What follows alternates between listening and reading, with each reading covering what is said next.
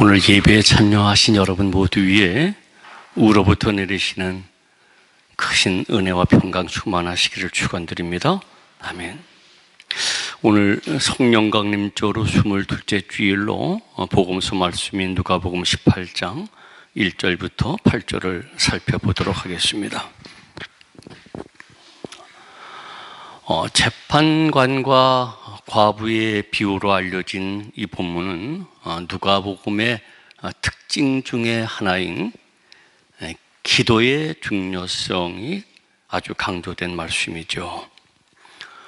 여러분, 누가복음은 다른 복음서와는 달리 기도의 중요성이 아주 강조된 복음서입니다. 그래서 예수님께서 성령을 받으실 때는 다른 복음서에서는 세례를 받으시고 물에서 올라오실 때라고 되어 있습니다만은 누가복음에는 세례를 받으시고 기도하실 때 성령을 받았다라고 기록되어 있습니다. 또 예수님께서 문둥병자를 고치신 다음에 한적한 곳으로 물러가시는데 그 이유도 누가복음에서만큼은 문둥병자의 손을 대심으로 당신이 부정해졌기 때문이 아니라 기도하기 위하여 한적한 곳으로 물러가셨다라고 되어 있습니다. 다른 복음서에서는 12제자를 선택하실 때 아무런 언급이 없습니다만 누가복음에서만큼은 기도하시고 선택하셨다. 그 중요한 문제를 그냥 하시지 않았다. 기도하시고 하셨다라고 되어 있습니다. 또 변화산에 왜 올라가셨는가에 대하여서 누가복음에서는 분명히 밝히시죠. 기도하시기 위하여 변화산에 올라가셨다. 오늘 이 비유도 1절 한번 보세요. 항상 기도하고 낭망치 말아야 될 것을 저희에게 비유로 하여 가라사대. 이 도입문에서 볼 수 있듯이 기도에 대하여 가르치시기 위하여 오늘 이 비유의 말씀을 들려주셨다라고 하는 겁니다. 자, 비유의 내용은 이렇습니다. 하나님을 두려워하지 않고 사람을 안중에도 두지 않는 불의한 재판관에게 억울한 일을 당한 한 과부가 자주 찾아가 하소연을 했죠. 재판관은 얼마 동안 듣지 않다가 후에 그 원한을 풀어줬는데 그 이유는요, 들어주지 않으면 이 과부가 자신을 늘 괴롭게 할 것이다. 그것 때문이라는 얘기입니다. 이 괴롭게 하다, 헬라어로 휘포피아조라고 하는 말은 눈덩이를 친다, 아주 학대하다라고 하는 뜻이 있대요. 그래서 과부의 간절한 호소가 얼마나 결연했던지 만약 그 원한을 풀어주지 않다가는 이 재판관이 눈덩이를 얻어맞는 체면을 구기는 일이 생길 수도 있어서 그 원한을 풀어줬다라고 하는 겁니다. 이런 비유를 들려주신 다음 예수님의 권면이 이어지죠. 6절부터 8절까지 말씀이에요. 제가 한번 읽어드립니다. 주께서 또 가라사대 불의한 재판관에 말한 것을 들으라. 하물며 하나님께서 그 밤낮 부르짖는 택하신 자들의 원한을 풀어주지 아니하시겠느냐? 저희에게 오래 참으시겠느냐? 내가 너희에게 이르노니 속히 그 원한을 풀어주시리라. 그러나 인자가 올 때에 세상에서 믿음을 보겠느냐 하시니라. 무슨 말씀입니까? 하나님을 두려워하지도 않는 불의한 재판관일지라도 이 과부가 줄기차게 요청했을 때 자기 자신의 보호를 위하여서라도 소원을 들어주는데 하물며 하나님께서 당신이 택하신 자들의 원한을 어찌 풀어주지 않겠느냐? 오랫동안 그냥 내버려 두지 않겠느냐? 절대 아니라 해결해 주실 것이다 라고 하는 말입니다. 그러니 항상 기도하고 낭망치 말아야 한다. 이게 가르침이에요. 이게 오늘 본문 내용이에요. 그리고 저는 오늘 여기서 설교를 마칠 수도 있어요. 전체 내용이니까요. 그런데 그럴 수 없는 것이 이 8절 하반절 때문이에요. 여러분 8절을 다시 한번 읽어보겠습니다. 내가 너희에게 이르노니 속히 그 원한을 풀어주시리라. 그러나 인자가 올 때에 세상에서 믿음을 보겠느냐 하시니라. 여러분, 인자가 올 때에 세상에서 믿음을 보겠느냐? 앞과 좀 뉘앙스, 좀 다른 느낌이 없습니까? 항상 기도할 것을 강조하셨다면은 인자가 올 때에 세상에서 그렇게 기도하는 사람을 볼 수 있겠느냐라고 하셨을 것인데, 예수님은 믿음을 보겠느냐, 믿음을 보겠느냐라고 하신 거예요. 이것은 예수님께서 이 비유를 통하여 무엇인가 더 하실 말씀이 있으신 것 같아요. 그래서 오늘 본문을 좀 더 살펴보려고 해요. 오늘 본문에는요, 우리 한글 성경에서는 잘 발견될 수가 없고 헬라어 성경으로 봐야만 발견되는 아주 중요한 단어가 있어요. 3절에 원한을 풀어주셔서, 5절에 원한을 풀어주리라, 7절에 원한을 풀어주지 아니하겠느냐, 8절에 원한을 풀어주시리라 라고 하는 요 원한이라고 하는 단어예요. 사실 헬라어 원문에는 원한이라고 하는 단어는 한 번도 사용되어 있질 않아요. 원한을 풀다라고 번역된 에크디케손이라고 하는 단어는 권리 또는 정의를 뜻하는 디크라고 하는 단어가 담겨져 있어요. 그래서 정확히 번역하면은 권리를 회복시켜주다, 정의를 세우다라고 하는 뜻이에요. 의미를 살리다 보니까 권리를 회복시켜달라고 하는 말을 원한을 풀어달라고 번역하게 된 거예요. 더 나가서 3절 보세요. 원수라고 하는 말, 안티디코스라고 하는 말에도 이 디크라고 하는 단어가 담겨져 있어요. 이 원수라고 하는 말은 그러므로 권리를 침해하는 사람, 정의를 해치는 사람이라고 하는 뜻이에요. 그러므로 3절에 내 원수에 대한 나의 원한을 풀어주소서라고 하는 말은 내 권리를 침해한 사람으로부터 빼앗긴 권리를 찾아주소서라고 하는 뜻이에요. 또 6절에 불의한 재판관이라고 할 때 이 불의한 아디키아라고 하는 말에도 디크라고 하는 단어가 담겨져 있어요. 곧 남의 권리를 침해하거나 정의를 부정한다는 말이에요. 그러므로 불의한 재판관이라고 하는 말은 재판관으로서 당연히 해야 될 책무인 다른 사람의 권리를 찾아주어 사회 정의를 세워야 할 그 일을 제대로 행치 않는 사람을 의미하는 거예요.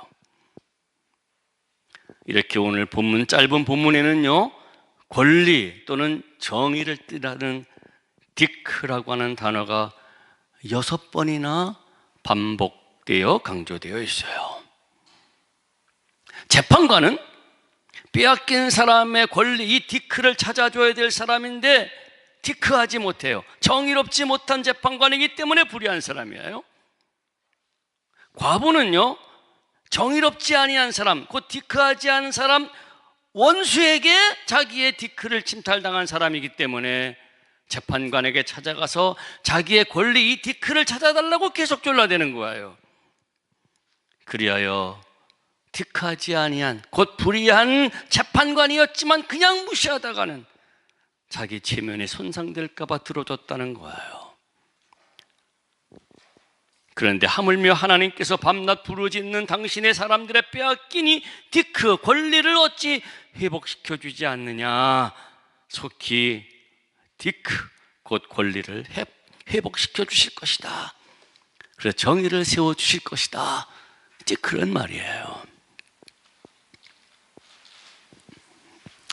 그런데 여러분, 오늘 비유에서 보듯이 하나님을 두려워하지 않고 사람도 무시하는 사람이 판치는 세상이 어떤 세상인가요? 즉 하나님도 사람도 안중에 두지 않고 자기 자신을 하나님처럼 여기는 그런 사람이 판치는 세상이 어떤 세상인가요? 또 남의 권리를 빼앗으며 사회 정의를 짓밟는 힘 있는 사람이 양상되는 때는 언제인가요?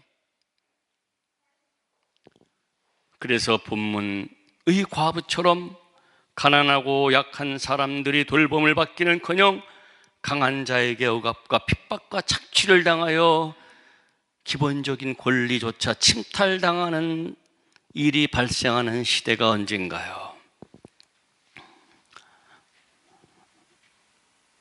사실 역사상 이런 일이 없던 시대는 없었어요. 그러나 이런 일이 창궐하는 때는 다름 아닌 종말의 시대예요. 말세가 되었을 때예요. 종말의 시대는 악이 만연하고 불의가 판쳐요. 사회의 정의는 땅에 떨어져 힘 있는 자들이 약한 자들을 수탈하는 세상이에요. 그래서 강한 자, 힘 있는 자, 있는 자들이 자신의 향락을 위하여 그 어떤 불의한 짓도 서슴없이 행하는 세상이에요. 그래야 역사는 점점 멸망의 구렁텅이로 빠져드는 말세의 시대예요. 이러한 때는 말입니다, 오늘 이 18장 바로 앞부분에 언급된 그 예수님께서 당신의 오실 날 곧 종말에 대하여 말씀하신 때와 같아요. 오늘 이 본문 바로 앞부분 누가복음 17장 20절부터 37절까지는 예수님께서 당신이 다시 오시는 날 곧 종말에 대하여 말씀하신 내용인데요, 종말은요 17장 26절에 노아의 때처럼 사람들이 먹고 마시고 장가들고 시집가다가 홍수로 심판받을 때예요. 17장 28절에 롯의 때처럼 사람들이 먹고 마시고 사고 팔고 심고 집을 짓다가 유황불의 심판을 받을 수밖에 없는 때예요. 이 말은 오직 자신의 향락에만 관심이 있어서 별의별 악행도 서슴지 않고 행하는 때다 얘기죠. 이와 같은 때에는 가난한 과부 같은 사람들은 힘 있는 악한 사람들에게 지극히 자기 작은 권리마저 빼앗기는 악행에 시달리게 돼요. 이러한 때는 사회정의는 존재하지 않아요. 힘 있는 자들의 불의가 판을 치는 세상이 되어서 이들에게 억압당하는 사람들은 야속히 이 세상이 끝나기를 바라요. 말세라고 새로운 세상이 오기를 고대하게 되죠. 그런데 여러분, 예수님의 시대가 바로 이런 종말의 시대였던 거예요. 이제 예루살렘에 올라가 십자가에 죽으시기에 제자들 홀로 남겨질 시대가 그런 세상의 끝자락에 있었던 거예요. 그때 권세자들은 하나님의 권위나 사람의 인권에는 안중에 두지 않았어요. 황제와 같은 권력자들은 자기 스스로를 하나님으로 여겼어요. 그리고 불의한 힘이 정의로 둔갑됐죠. 그래서 연약한 사람들은 정치적, 종교적, 경제적으로 수탈과 억압과 핍박을 당했어요. 세상 끝이 되었어요. 그리고 이런 종말은 예수님이 다시 오실 때까지 계속되는 거예요. 그것을 말씀하신 거예요. 오늘날까지. 그리하여 우리도 바로 이 종말의 시대에 살고 있는 것이죠.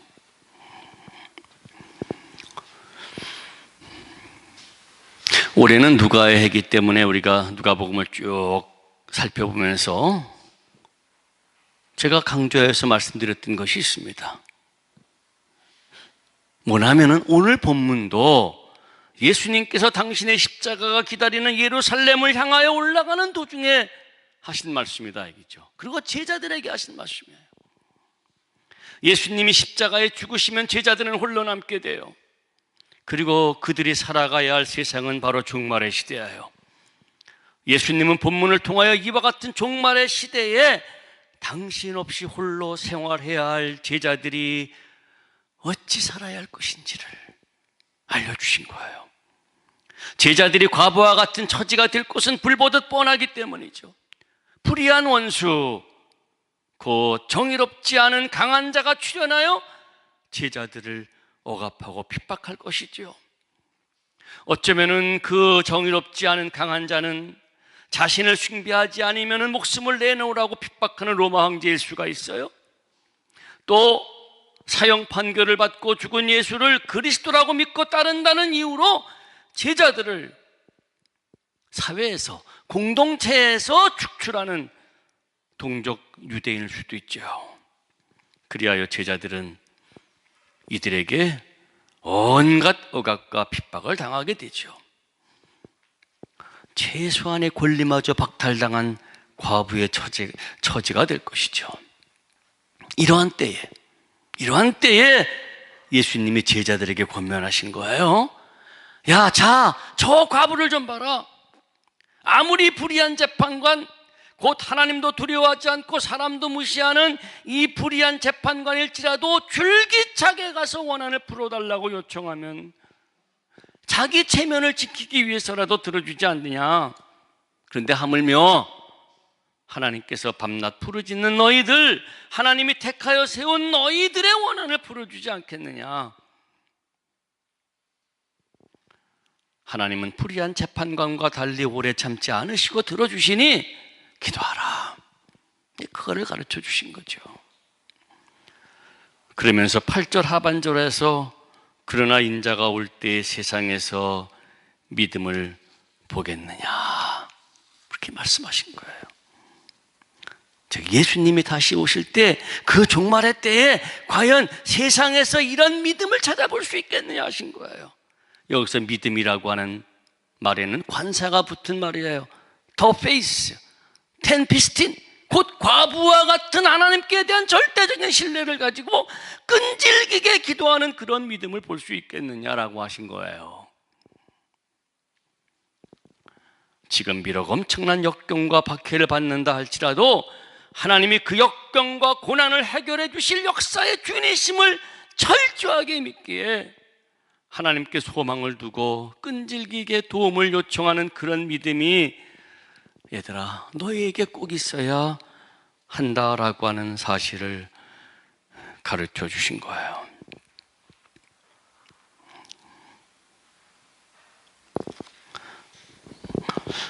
사랑하는 여러분, 오늘 이 비유는요 1절 도입부에서 알려주었듯이 항상 기도하고 낭망치 말아야 될 것을 알려주는 말씀이죠.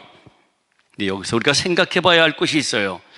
항상 기도하는 것과 낭망치 않는 것의 상관관계예요. 항상 기도하는 것과 낭망치 않는 것에 대한 상관관계. 이 비유는 제가 앞서 말씀드렸던 것처럼 누가복음의 특징인 기도의 중요성을 말하며, 그러나 여기에서 우리는 기도만 강조할 수가 없어요. 오히려 기도를 강조하기 위해서라도 낭망치 말아야 함을 강구해서는 안 돼요. 한번 생각해 보십시다. 밥 먹고 공부해라, 이 말에서 강조되는 것은 뭔가요? 밥 먹고 공부해라. 밖에서 뛰어노는 애들한테 엄마가 얘 밥 먹고 공부해라 라고 얘기할 때 사실 밥 먹는 것보다 공부하라고 하는 것이 더 강조돼요. 누가복음 10장 37절에서 예수님께서는 선한 사마리아 비유를 말씀하신 다음에 율법사에게 뭐라고 하냐면은 가서 너도 이와 같이 하라. 고엔두 가서 너도 이와 같이 해라. 가는 것보다 행하라고 하는 것이 강조되죠. 또 요한복음 1장 38절 39절에서 요한의 두 제자가 예수님을 찾아와서 랍비여 어디 계십니까? 라고 물었을 때 예수님께서 와봐라, come and see. 그때 강조되는 것도 오는 것보다 보는 거예요. 어떻게 생활하고 계시는가. 지난주 예레미야 공부를 할 때에 여호와께서 예레미야에게 예루살렘에 가서 성전문에 서서 백성들에게 나의 말을 선포하라, 그렇게 하셨을 때 가서 서기만 하면 안 돼요. 중요한 것은 말씀을 선포하는 거죠. 이처럼 항상 기도하고 낭망치 말라에서도 더 강조되어야 할 것은 낭망치 않는 것, 이거예요. 그래서 8절 하반절에서 인자가 올 때에 세상에서 기도하는 사람을 보겠느냐가 아니라 믿음을 보겠느냐, 곧 그 어떤 역경 속에서도 낭망치 않는 그 믿음을 보겠느냐 라고 하셨던 거죠.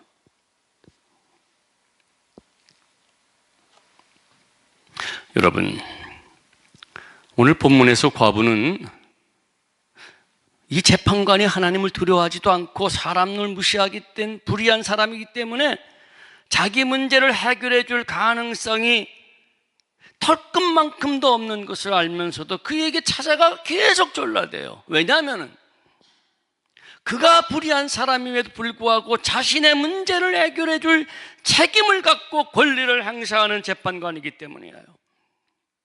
자기 권리를 찾는 유일한 길은 이 재판관을 통해서였기 때문이죠. 그리하여 과부는 절망하거나 주저하지 않았어요. 희망을 버리지 않고 끝까지 졸라댔어요. 그런데 하나님은 어떠한 분이시냐는 얘기예요. 하나님은 재판관처럼 불의한 분이 아니에요. 공의로운 분이세요. 특히 약자를 보살피시는 분이에요. 어려움과 고통에 시달리는 약자를 편드시는 분이에요. 당신이 택하신 사람들을 위하여 당신의 아들까지 십자가에 내놓으시는 사랑이 풍성하신 분이에요. 그리하여 귀를 크게 여시고 당신을 향한 소원에 귀 기울이시는 분이시며 능력의 손길로 응답하시는 분이시죠. 그러하기에 여러분, 그래서 우리가 하나님께 기도드려야 해요. 하나님이 우리의 유일한 희망이며 우리의 소원을 들어주실 유일한 분이시기에 줄기차게 기도드려야 하죠.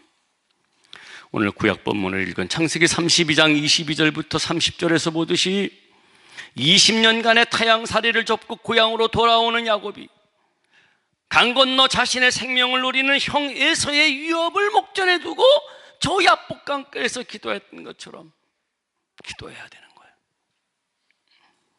환도뼈, 영치뼈예요. 생식기를 보호하는 이 골반뼈가 부러지는 지경이 될 때까지도 붙들고 간절히 기도했던 것처럼 기도해야 돼요. 당면한 문제, 그 생명의 보호를 위하여 간구해야 돼요.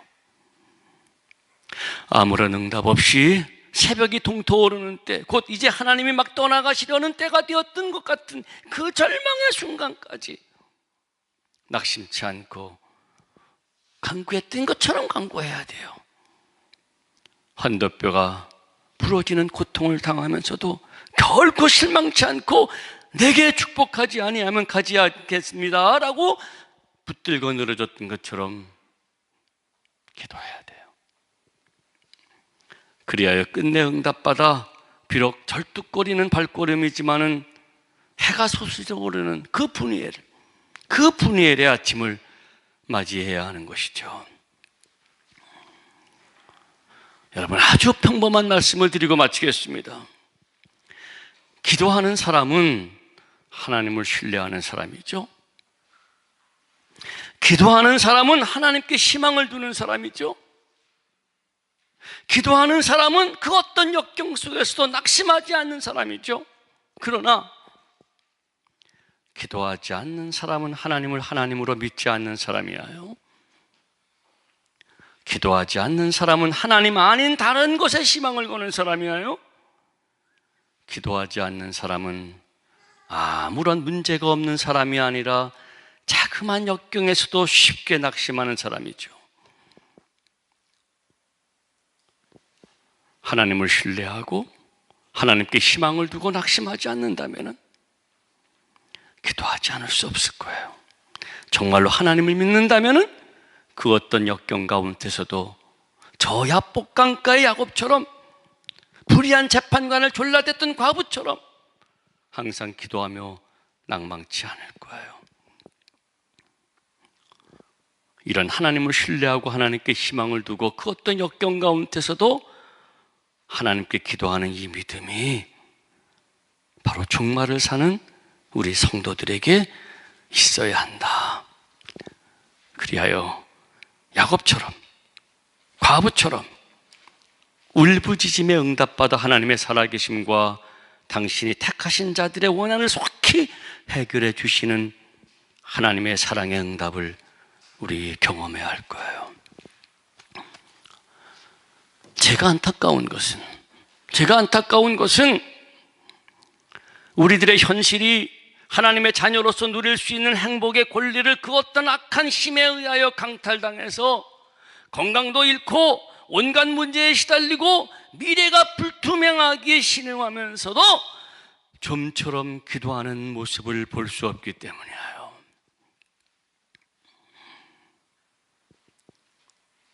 어쩌면 사람들 눈에 외식하지 않으시려고 아무도 모르게 하나님 앞에 홀로 기도하고 계시기에 제 눈에 볼 수 없는 것을 괜히 제가 안타까워하고 있지는 않은지 모르겠어요.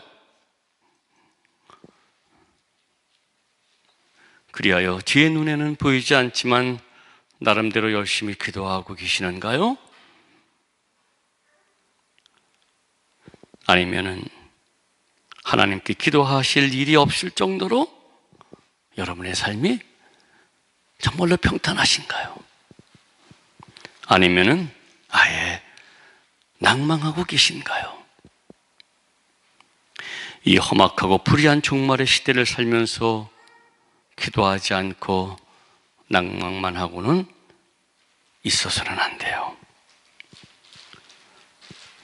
아무쪼록 하나님께 드리는 우리의 끈질긴 믿음의 기도가 세상의 그 어떤 불의와 격한 고난 가운데 있는 우리 모두를 희망으로 이끌어내는 능력이 되길 주의 이름으로 축원합니다.